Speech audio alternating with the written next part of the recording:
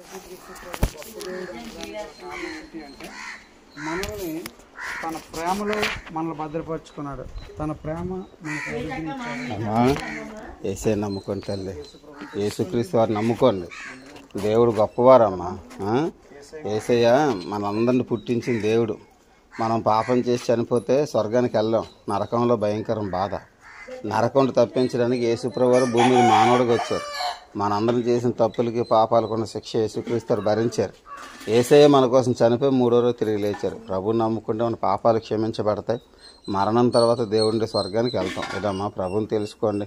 భూమి మీద చాలా మంది తెలుసుకున్నారమ్మా. ఎందుకంటే దేవుడు మాట్లాడే దేవుడు అమ్మా. ఆయన మాట్లాడతారు.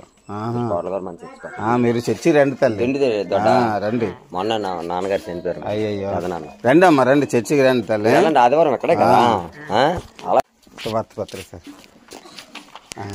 ఎందుకంటే సార్, మనం ప్రతి మనిషి పేదవాడైనా ధనవంతుడైనా ఎవరైనా సరే ఈ భూమిని విడిచి వెళ్ళిపోక తప్పదండి. ఆ టైం ఎప్పుడు ఎవరికి వస్తుందో తెలియదు.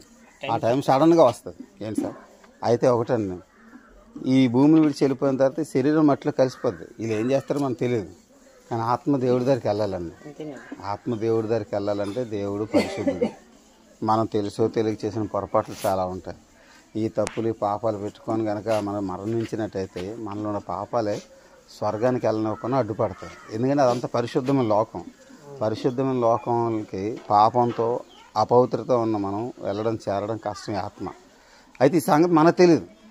మరణించిన తర్వాత ఆత్మ ఏమైపోతుందో ఎక్కడికి వెళ్ళిపోతుందో మనకు తెలియదు. వెళ్ళి చూసిన వాళ్ళు ఎవరు లేరు కదా. కానీ దేవుడు తెలిసి విషయాలన్నా. అందుకే దేవుడి విషయం తెలియపరచడానికి ఈ ఆత్మలో మరలా నా దగ్గర తిరిగి రాలేకపోతున్నాయి. కారణం వారిలో ఉన్న పాపం. ఆ పాపం వల్ల రాలేకపోతున్నాయి కాబట్టి పాపాన్నే తొలగించాలని ఆ దేవుడే భూమి మీదకి శరీరధారిగా మానవుడిగా జన్మించారు ఒకే ఒకసారి. అలా జన్మించినప్పుడు యేసు అని పేరు పెట్టారు. యేసు అంటే రక్షకుడు అని అర్థం. పాపం నుండి రక్షించేవాడు, బాధల నుండి రక్షించేవాడు, నరకం నుండి రక్షించేవాడు. రక్షకుడిగా భూలోకానికి వచ్చి మనందరం చేసిన తప్పులకి పాపాల శిక్ష ఎంత ఉందో మన శిక్ష యావత్ యేసుక్రీస్తు భరించారు. యేసుక్రీస్తు మన కోసం మరణించి సమాధి చేయబడి 3వ రోజు తిరిగి లేచారు. యేసుక్రీస్తు అంత విశ్వాసం ఉంచడం ద్వారా మన పాపాలు క్షమించబడతాయి. దేవుడి పరలోక రాజ్యాన్ని చేరగలుగుతామండి. ఈ భూమి మీద ఏది కూడా మన శాశ్వతం కాదు. యేసుక్రీస్తు సువార్త మీరు కూడా తీసుకోండి అమ్మా. ఇదిగోండి, పిల్లలు ఎవరంటే చదివించారు. అది చెప్తాను, అందులో ఏముంది. ఇటమ్మా, మనందరూ ఏంటమ్మా, ఏ కులము ఏ మతము ఏ జాతి భేదం లేదు. కానీ అందరూ మనుషులమే. ఏమమ్మా, మనందరూ మనుషులమే. మనుషులైనా ప్రతి ఒక్కరికి, పేదవారైనా ధనవంతులైనా ప్రతి ఒక్కరికి మరణం తప్పదమ్మా. ఎవరికి ఏ టైంలో వస్తుందో మనకు తెలియదు. ఏ టైం వస్తుందో తెలియదు. అయితే మరణం తర్వాత ఈ శరీరం ఒకటి ఉండిపోద్ది. మెట్ల కప్పేస్తారు, లేదు చేస్తారు, మనకు తెలియదు. కానీ ఆత్మ స్వర్గానికి వెళ్ళాలి. దేవుడి దగ్గరికి స్వర్గానికి వెళ్ళాలంటమ్మా. భూమి మీద మనం తెలుసో తెలియక చేసిన పాపం చాలా ఉన్నాయి. ఈ పాపంతో చనిపోతే ఆత్మ స్వర్గానికి వెళ్ళలేదు. స్వర్గానికి వెళ్ళకపోతే నరకానికి వెళ్తుంది. నరకంలో బాధలు ఉంటాయి. మనం చేసిన తప్పులన్నిటికి శిక్షలు అనిపించే బాధలు అనమాట. పరిస్థితి అక్కడ ఉంటుంది. కాబట్టి అయితే స్వర్గం నరకం ఇలా ఉన్నది సంగతి వినడం తప్ప మనం మనిషి అన్నోడు ఎవరు చూడలేదు. స్వర్గానికి వెళ్ళి చూసి వచ్చిన వాడు లేడు, నరకానికి వెళ్ళి చూసి వచ్చిన వాడు లేడు. కానీ అన్నీ చూస్తున్న దేవుడికి అన్నీ తెలుసు. ఏ లోకంలో ఏం జరుగుతుందో ఎక్కడే ఉందో అన్నీ కూడా దేవుడు చూస్తున్నాడు. కాబట్టి అన్నీ తెలిసిన దేవుడు ఏం చేశాడంటే, మనుషులు మరణం తర్వాత వాళ్ళ ఆత్మలు నా దగ్గర రావటం లేదు. వీళ్ళు నరకానికి వెళ్ళిపోతున్నారు. నరకానికి వెళ్ళడానికి కారణం వాళ్ళ పాపమే. కాబట్టి ఆ పాపాన్ని తొలగించాలని దేవుడే మనిషిగా పుట్టాడు. అప్పుడు ఆయన పుట్టినప్పుడు యేసు అని పేరు పెట్టారు. యేసు అంటే రక్షకుడు అని అర్థం. పాపం నుండి రక్షించేవాడు, బాధల నుండి రక్షించేవాడు, నరకం నుండి రక్షించేవాడు. రక్షకుడుగా ఈ భూలోకానికి నరుడిగా వచ్చి కన్యక గర్భమును జన్మించి పరిశుద్ధుడిగా జీవించి అప్పుడు ఆయన చెప్పారు, ఇలాగ నరకం ఉంది, ఇలా స్వర్గం ఉంది. పాపంతోనే కనుక మరణించారా నా దగ్గర రాలేరు, నరకానికి వెళ్తారు. నరకంగా అక్కడ యుగ యుగాలు బాధలు బాధలు బాధలు ఉంటాయి, మీరు భరించలేరు. కాబట్టి మీరు భూమి మీద ఏ పాపాలు అయితే చేశారో ఆ పాపాలే మిమ్మల్ని నరకానికి ఇచ్చుకొని వెళ్తాయి. కాబట్టి ఆ పాపాలు మీలో ఉండకుండా నేను కడిగడానికి మీరు ఏ తప్పులు చేశారో ఏ పాపాలు చేశారో ఆ పాపాలకి శిక్ష నేను భరిస్తాను. మీకోసం నేను మరణించి నేను నా ప్రాణాన్ని పెడతాను అని చెప్పి మనం చేసిన తప్పులన్నిటికీ ఎంత శిక్ష ఉందో మన శిక్ష యావత్ యేసుక్రీస్తు భరించారు. యేసుక్రీస్తు మన కోసం మరణించి సమాధి చేయబడి 3వ రోజు తిరిగి లేచారు. యేసయ్యను నమ్ముకోవడం ద్వారా ఇప్పుడు ఏం జరుగుతుంది? పాపక్షమాపణ జరుగుతుంది.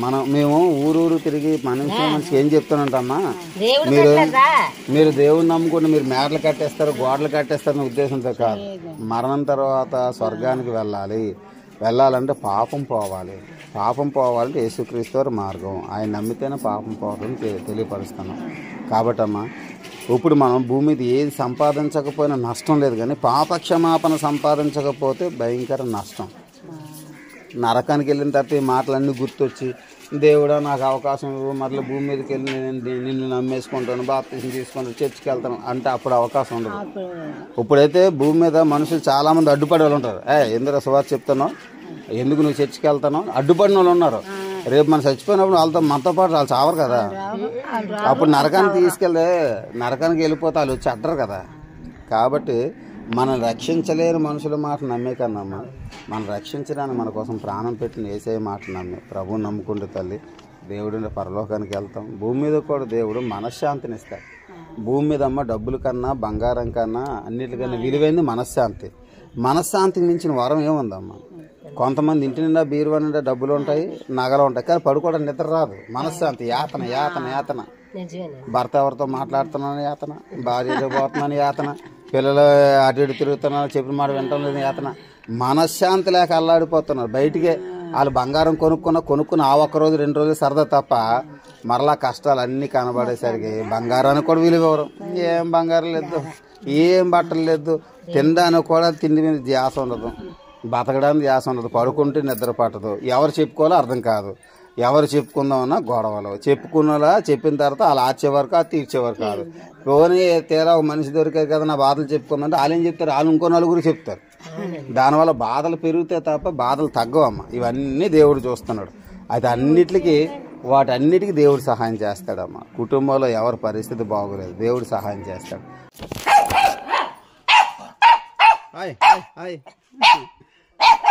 భలే ముద్దుగా ఉందమ్మా. అమ్మా వేసుకోవటమ్మా మాట. అమ్మా ఏసై చాలా గొప్ప దేవుడు ఇదమ్మా. మేము ఎందుకు చెప్తున్నాం అంటమ్మా, ఏసై నమ్ముకుంటేనే మన పాపక్షమాపణ కలుగుతుంది, దేవుడి పరలోకానికి వెళ్తాం. ఈ భూమి మీద మనకి ఎవరికి ఎప్పుడు శాశ్వతం కాదు. ఇదమ్మా మన మరణం తర్వాత స్వర్గానికి వెళ్ళండి ఏసై మార్గం. ఇదమ్మా ప్రభు నమ్ముకొని తల్లి తెచ్చుకెళ్ళండి. తప్పులు మన పాపములన్నీ మనతో వస్తాయమ్మా. మన ఊహ తెలిసిన దగ్గర నుంచి చనిపోయేంత వరకు మనం చేసిన పొరపాట్లు తప్పిదాలు ఏవైతే ఉన్నాయో అన్నీ స్వర్గంలో రికార్డెడ్గా ఉంటాయి. అయితే పాపంతో మరణించిన ఏ ఆత్మను దేవుడు ఆయన దగ్గర చేర్చుకోలేడు. దేవుడి దగ్గర చేరలేని ఆత్మ శిక్షకు వెళ్తారు. దాన్ని నరకం అన్నారు. యుగాలు భరించలేని బాధ. అలాగా ఒక నరుని ఆత్మ బాధలు అనిపించిన దేవుడికి ఇష్టం లేదు. అందుకనే దేవుడే మనుషులను రక్షించాలి, నరకం తప్పించి స్వర్గాన్ని తీసుకెళ్లాలని స్వర్గంలో ఉన్న దేవుడే మానవుడిగా వచ్చారు. అప్పుడు ఆయనకి యేసు అని పేరు పెట్టారు. యేసు అంటే రక్షకుడు అని అర్థం. పాపం నుండి రక్షించేవాడు, బాధల నుండి రక్షించేవాడు. రక్షకుడుగా భూమి మీద నరుడిగా జన్మించి మనందరం చేసిన తప్పులకి పాపాల శిక్ష ఎంత ఉందో మన శిక్ష యావత్ యేసుక్రీస్తు భరించారమ్మ.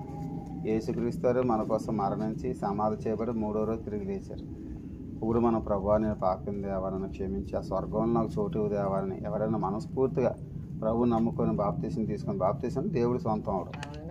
అలాగే ఎవరైనా ప్రభువుకి సొంతం అయితే వారు మరణం తర్వాత దేవుడు అంటే స్వర్గలోకానికి వెళ్తారు. అది ఇంకా ఎటర్నల్ అంటే అంతం కాని జీవితం. వృద్ధాప్యం ఉండదు, బాధలు ఉండవు, కష్టాలు కన్నీరు ఆకలి తప్పులు ఏమి ఉండవు.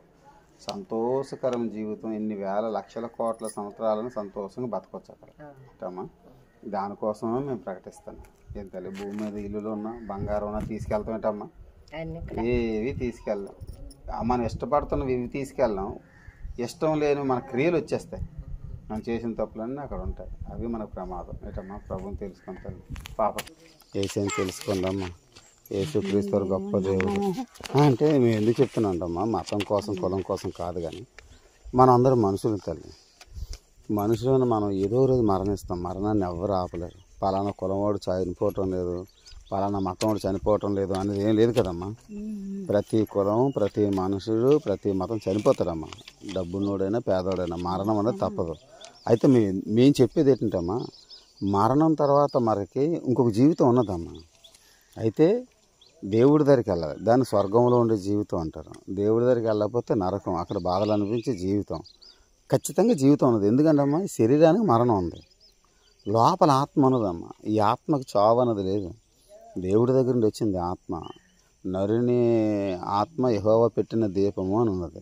మనకు కూడా మన దీపం మారిపోయింది అంట చూడండి చనిపోతే. కాబట్టి ఈ దీపం అన్నట్టు ఆత్మ దేవుడి దగ్గర నుండి వచ్చింది. ఈ ఆత్మకు చావు ఉండదు. అయితే ఈ శరీరాన్ని వదిలిన తర్వాత ఈ ఆత్మ దేవుడి దగ్గరికి వెళ్ళాలి అంటే దేవుడు పరిశుద్ధుడు. మనం దేవుడి దగ్గర నుండి ఇక్కడికి వచ్చినప్పుడు కూడా పరిశుద్ధంగా ఉన్నాం. కానీ భూమి మీద వచ్చిన తర్వాత ఎన్నో తప్పులు, పాపాలు, పొరపాట్లు తెలుసో తెలియకో చేసిన బోళ్ళు ఉన్నాయమ్మా. మనకు ఊహ తెలిసిన దగ్గర నుండి ఈ గడియ వరకు మనం చేసిన తప్పులు ఎన్నో ఉన్నాయమ్మా. ఈ పాపాలతో కనుక మనం చనిపోయినట్టయితే, మరణించినట్టే ఆత్మ శరీరాన్ని వదిలేసి బయటికి రావడం. ఇలా మరణించినట్టయితే ఆత్మ దేవుణ్ణి చేరుకోలేదు. దేవుని చేరుకోలేని ఆత్మలన్నీ శిక్షకు వెళ్తాయి. ఎందుకంటే దేవుడు పరిశుద్ధుడమ్మ. పరిశుద్ధుడని దేవుడి దగ్గరికి పాపం అన్న మనం వెళ్ళాం. ఇప్పుడు మీరు ఇంటికి వెళ్తున్నారు, మీ ఇంట్లో గచ్చులు శుభ్రం కడిగేసి ఉన్నాయి అనుకోమ్మా, కాళ్ళు అంతా బురద ఉందనుకోమ్మా, బురద కాలుతో వెళ్తారా? కడుగున్న గచ్చులకి వెళ్ళరు కదా. శుభ్రంగా కాలు కడుక్కొని కదా వెళ్తారు. కడగబడిన గచ్చులకి కడగబడిన పాదాలే ఉండాలి. మురికి కాలుతో వెళ్ళరు కదా. అలాగే అమ్మ పరిశుద్ధుడు, దేవుడు పరిశుద్ధుడు. పరిశుద్ధుడైన దేవుడి ఇంటికి వెళ్ళాలంటే, దేవుడి దగ్గరికి వెళ్ళాలంటే మనం పరిశుద్ధంగా ఉండాలి. ఇలా మనిషి చనిపోయిన తర్వాత స్వర్గానికి వెళ్ళలేక నరకానికి వెళ్ళిపోతున్న సంగతి ఏ మనిషికి తెలియదమ్మా. కానీ అన్నీ చూస్తున్న దేవుడికి అన్నీ తెలుసు. కాబట్టి మనిషిని నరకం తప్పించాలంటే పాపం పోవాలి.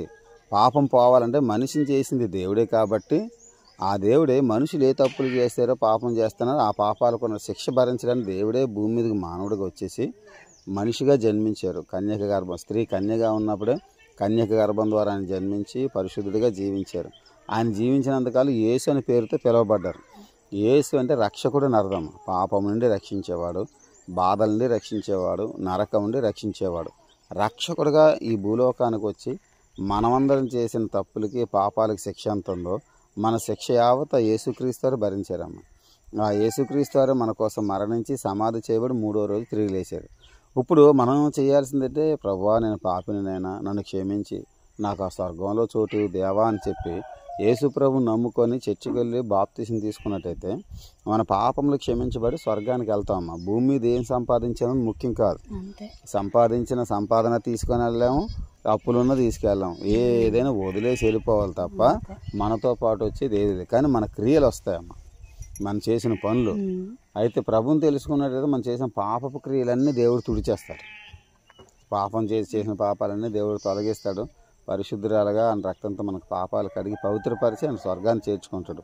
మేము ప్రకటించే సువార్త ఏంటంటమ్మా, బతుకున్నంతకాలం మీరు మేడల మిద్దెలు కట్టేసి భోగభాగ్యాలు అనిపిస్తారని మా వార్త కాదమ్మా. మరణం తర్వాత మరొక జీవితం ఉన్నది.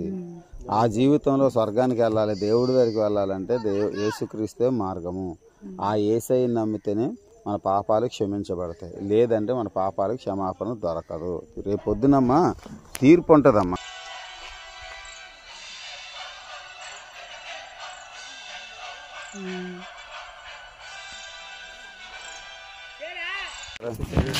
యేసుప్రభువు గొప్ప దేవుడు అండి, నిజమైన దేవుడు.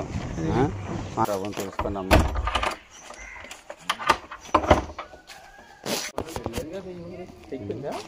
ఊరు అయిపోయిందండి. దేవునికి స్తోత్రం.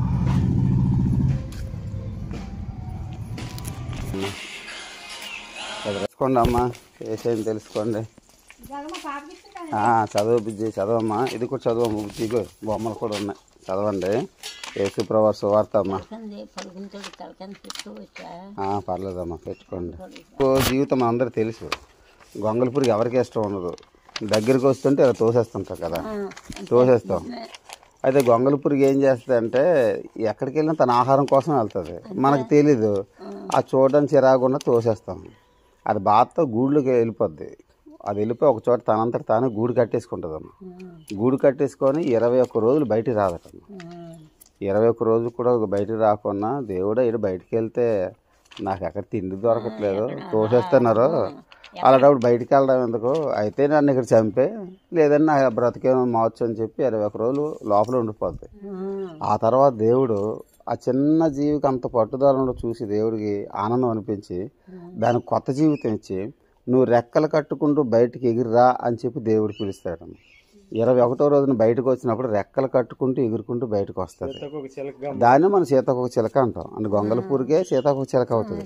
ఇప్పుడు సీతాకోక చిలక వస్తే మనకి ఎంత ఆనందం అమ్మ. మందరు వాలిందంటే అంత మురిసిపోతామా, అబ్బా నా భుజం మీద వాలింది, నా అక్కడ వాలిందని ఎంత సరదా పడతామమ్మా. అంటే ముందు బ్రతుకు బాగులేదు, రెండో బ్రతుకు బాగుంది. అంటే బాగులేని బ్రతుకును బాగు చేయగల దేవుడు ఒక్కడే. గొంగళ పురుగు ఇంకెవరు చేయగలరమ్మా? సీతాకోక చిలక చేయలేరు కదా. అలాగే కొన్ని సందర్భాలు మన బ్రతుకు మనకు నచ్చదమ్మా. ఏంటి అందరి బ్రతుకులు బాగానే ఉన్నాయి, నా బతుకు ఇలాగ అయిపోయింది, అన్ని కుటుంబాలు బాగున్నాయి, మా కుటుంబం ఇలాగ అయిపోయింది అని కొన్ని సందర్భాల్లో బాధపడతాం. కానీ మనం బాధపడినా బాగు చేసుకోలేం, మన పరిస్థితులు బాగు చేసుకోలేం. కానీ మనం పుట్టించిన దేవుడు బాగు చేయగలడు. దేవా నా కుటుంబంలో ఇలా కష్టం ఉంది, ఇలాంటి బాధ ఉంది, మన ఆదుకోవా, సహాయం చేయవా ప్రభు అంటే దేవుడు ఖచ్చితంగా మన బ్రతుకును బాగు చేస్తాడమ్మా. యేసుక్రీస్తు వారు మనందరి బ్రతుకులు బాగు చేయడానికి ఆయనే దేవుడే అండి. మానవుడిగా భూమి మీద కన్యక గర్భంలో జన్మించాడు. మనందరం చేసిన తప్పులకి పాపాలకి శిక్ష ఎంత ఉందో మన శిక్ష అంతా యేసుక్రీస్తు వారు భరించారు. యేసయ్య మన కోసం చనిపోయి సమాధి చేయబడి 3వ రోజు తిరిగి లేచారమ్మ. యేసయ్య నమ్ముకోవడం ద్వారా మన పాపాలు క్షమించబడతాయి. గొంగళ పురుగులని మన బ్రతుకు జీవితాలు మారుతాము. మా దగ్గర ఎస్కోటే. నేను తాగేసి తిరిగి వాడినా. మా అమ్మ ఏడ్చేది, ఏంటి నా కొడుకు ఇలాగ అయిపోతున్నాడు, దేవుడా దేవుడా దేవుడా అని అనుకుంటూ ఏడ్చేది. కానీ నా బ్రతుకు దేవుడు బాగు చేశాడు. దేవుడు నా బ్రతుకును బాగు చేశాడు కాబట్టి బాగుపడి నా బ్రతుకు గురించి చెప్పగలుగుతున్నాను. ఏటమ్మా? కాబట్టి ఎవరి జీవితం బాగు చేయగలరు దేవుడు. తెలుసుకోండి, నమ్ముకోండి అమ్మా. మనసులోనే తలంచుకోండి దేవుడిని. ఏటమ్మా? చదవండి, బుజ్జి చదవండి అమ్మా. అలా అమ్మా. అమ్మా బాగున్నారమ్మా? యేసు ప్రభు సువార్తల్లి ప్రభుని తెలుసుకోండి అమ్మా. యేసయ్య గొప్ప దేవుడు, నిజమైన దేవుడు అమ్మ. అమ్మా యేసు ప్రభు సువార్త అమ్మా. యేసు ప్రభు సువార్తలు తీసుకున్నామ్మా. యేసుని తెలుసుకున్నామ్మా. అమ్మా యేసు ప్రభు సువార్తల్లి యేసయ్య నమ్ముకున్నామ్మా. యేసుక్రీస్తు గొప్ప దేవుడు. ఏటమ్మా?